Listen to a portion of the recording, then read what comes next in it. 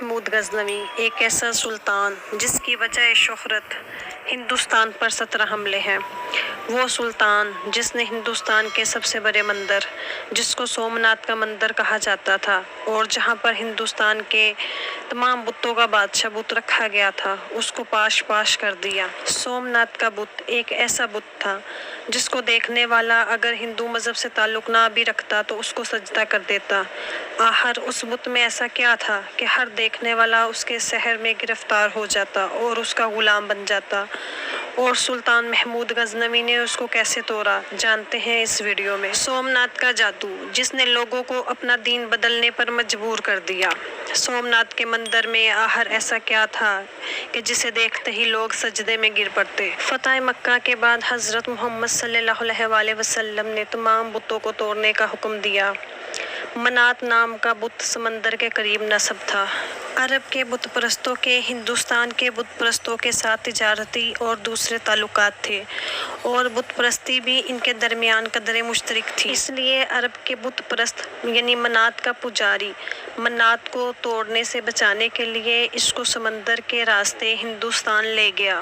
ہندوستان کے بت پرستوں نے اسے ہندوستانی علاقہ گجرات میں ساحل سمندر کے قریب ایک مندر بنا کر اس میں اس کو نصب کر دیا۔ عرب سے آئے ہوئے اس بت کی شہرت تمام ہندوستان میں پھیل گئی۔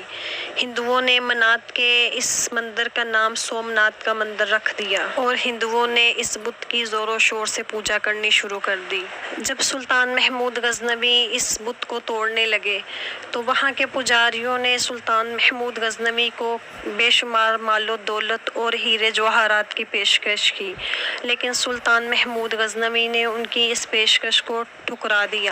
تو اس پر سلطان محمود غزنوی نے ان کو جواب دیا کہ اگر میں نے آپ کی یہ آفر قبول کر لی تو تاریخ میں مجھے بت فروش کے نام سے یاد کیا جائے گا، جبکہ میری یہ چاہت ہے کہ مجھے تاریخ میں بت شکن کے نام سے یاد کیا جائے۔ ناظرین گرامی، کیا آپ جانتے ہیں کہ سلطان محمود غزنوی نے جب سومناتھ کے مندر میں قدم رکھا تو وہاں ایک بہت بڑا بت بغیر کسی سہارے کے ہوا میں معلق تھا۔ اس بہت بڑے بت کے ہوا میں معلق ہونے کی وجہ سے بہت سارے لوگ اس کی پرستش کرنے لگے۔ سلطان محمود غزنوی بھی یہ دیکھ کر چکرا گئے کہ اتنا بڑا بت بغیر کسی سہارے کے ہوا میں کیسے معلق ہو سکتا ہے۔ لوہے کے بت کو ہوا میں معلق جو بھی دیکھتا وہ ایک دفعہ حیران ضرور ہو جاتا۔ اگر اس کا تعلق ہندو مذہب سے نہیں بھی ہوتا تو وہ پھر بھی سجدے میں گر پڑتا۔ اس بت نے بہت سارے لوگوں کو اپنا دین بدلنے پہ مجبور کر دیا، کیونکہ لوگ اس بت کو بغیر کسی سہارے کے کھڑا دیکھ کر حیران ہو جاتے۔ بالکل ایسے ہی سلطان محمود غزنوی بھی حیران ہو گئے کہ بغیر کسی سہارے کے یہ بت ہوا میں معلق کیسے ہو سکتا ہے۔ تاریخ کے مشہور و معروف سائنسدان البیرونی بھی سلطان محمود غزنوی کے ساتھ تھے۔ البیرونی نے ادب سے سلطان کو جواب دیا کہ سلطان اس مندر کی چھت کی اس طرف سے چند اینٹیں نکلوا دیں۔ جیسے ہی اس چھت سے چند اینٹیں نکلوائی گئیں تو بت ایک طرف کو جھک گیا۔ اس پر البیرونی نے سلطان کو بتایا کہ دراصل یہ ہندو پنڈتوں کی مکاریاں ہیں۔ انہوں نے اس مندر کی چھت میں بڑے بڑے مقناطیس نصب کیے ہیں جو کہ اس بت کو اپنی طرف کھینچتے رہتے ہیں، جس کی وجہ سے یہ بت ہوا میں معلق ہے۔ جب مندر کی چھت سے اینٹوں کو اکھاڑا گیا تو اس میں بڑے بڑے مقناطیس نصب نظر آئے اور البیرونی کا تجزیہ بالکل سچ ثابت ہوا۔